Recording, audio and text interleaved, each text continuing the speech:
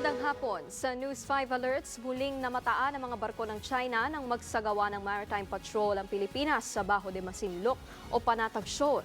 Ayon sa Philippine Coast Guard, 8 Chinese vessel ang na-monitor sa 9 na araw na pagpapatrolya ng BRP Teresa Magbanwa na nagsimula nitong February 1. 4 sa mga barko ay Chinese Maritime Militia vessels. May 4 din daw na Chinese Coast Guard vessel na binuntutan ng BRP Magbanwa at nagsagawa pa ng dangerous maneuver ng 4 na beses. Sa kabila niyan, professional daw na nakikipag-ugnayan ng PCG sa mga Chinese vessel.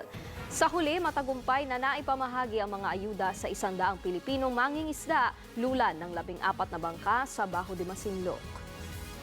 Sa ibang balita, umabot na sa higit 700 milyong piso ang halaga ng pinsala sa infrastruktura sa Mindanao dahil sa baha at landslide. Sa tala ng NDRRMC, 473 million pesos ang naging pinsala ng landslide sa mga infrastruktura sa Caraga, habang higit 265 million pesos naman sa Davao Region. Mahigit 1,000 bahay ang nasira sa Northern Mindanao, Davao Region at Caraga.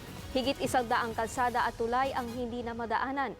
Nasa 1 milyong individual o katumbas ng higit 400,000 pamilya ang apektado.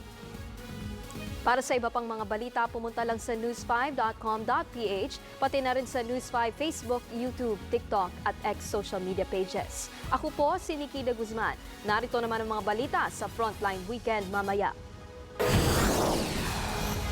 Grupo ng mga snatchers sa Makati sinubukang suhulan ang opisyal ng barangay matapos mahuli ang kanilang mga kasamahan.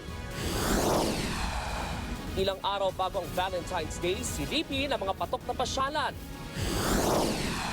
At presyo ng mga bulaklak, magkano na kaya?